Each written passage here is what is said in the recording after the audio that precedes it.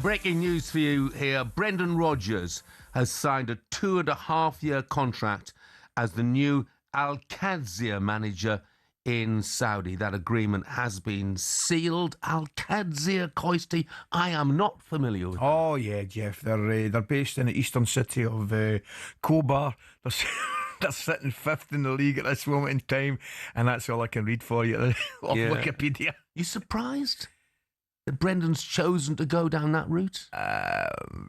No. I'm not.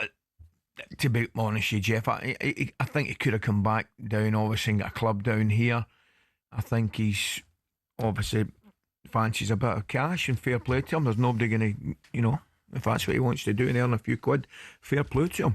A lot of people in his position would do the same. I still think he's probably got unfinished business back here in the UK. But after the departure and the way it ended at Celtic, I can understand him. He's probably just wanting to get away at the road and have a couple of years somewhere, and just get his football management, his coaching back on track. I can understand it, yeah. Now, another former Celtic manager, Martin O'Neill, returned to talkSPORT for the first time since his interim stay at Celtic came to an end last week. Jim White asked if he would have liked to have stayed on as boss. If asked, yes, I would have done, yeah. Yeah, you would have done. Are you in any way disappointed you weren't asked? No. Okay. We'll squeeze more out of him in the coming minutes, Simon. He is. You think he is? Of course he is. No, I'm not. Oh, sure. Martin, I think you'll find if Simon says yeah. Yeah, I love that. Because Martin... Simon telling Martin what he thinks. Isn't it great? I mean, but I tell you what, I mean, and it's not with hindsight, and it's not with hindsight.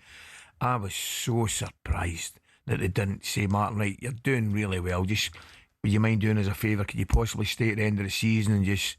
I had a chat with Martin yesterday for about 5 minutes. I grabbed him for 5 minutes, Jeff, just before he came on air.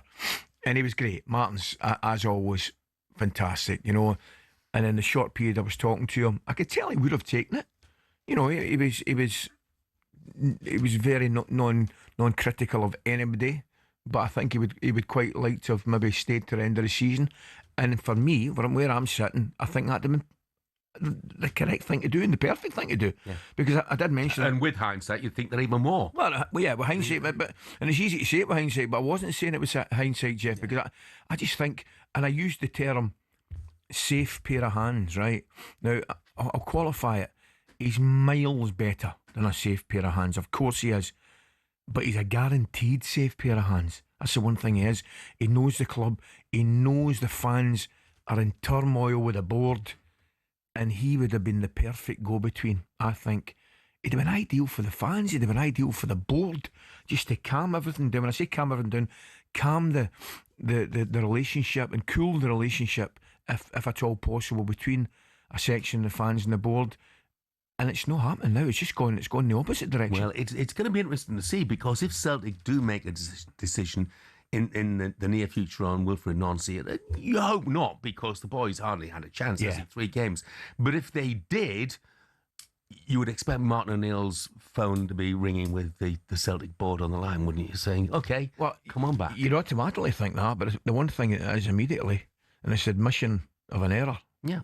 Now, if the Celtic board would hold their hands up and admit they made a mistake, then time will tell.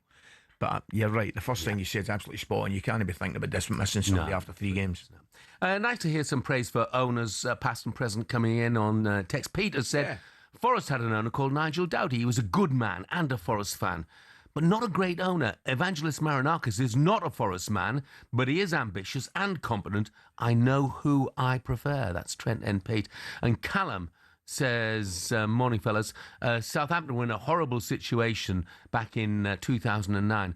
Then came along Marcus Liebherr, who steadied the ship. Marcus Liebherr, I remember him. He's thought of in very high stead at Southampton. He brought in Nicola Cortese before sadly passing away. We went back to the Premier League and then into a couple of seasons in Europe.